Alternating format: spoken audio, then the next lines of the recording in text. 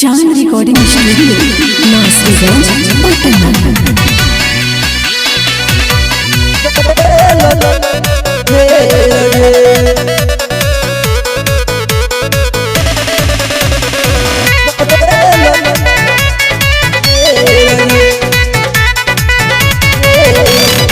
काहेला इतना गराहिए सोनम बंड फटराहिए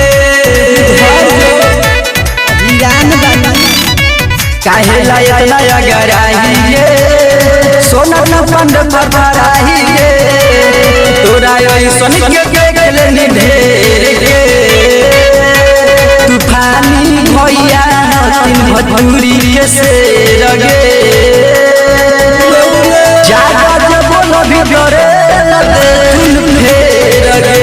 तूफानी भैया भोजपुरी से रगे जादे जे बोलो भीतरे तुम फेर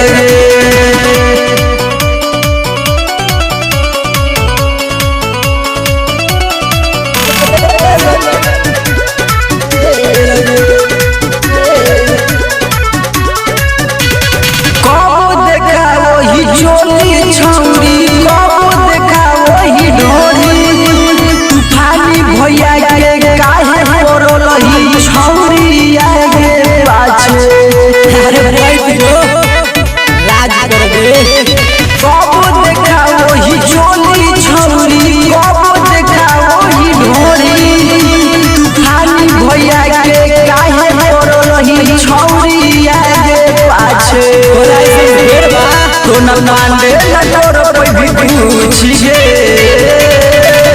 तूफानी भैया भटूरी के से रगे जादे बोल भीतरे तुम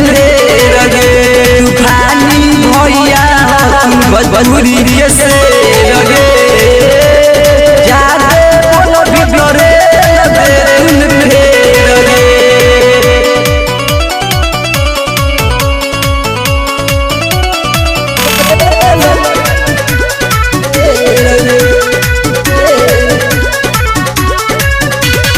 सोशल मीडिया के सामने आके बोलो ही बरकाबा माई बाबा के इज्जत के तू कर देलो ही बराबा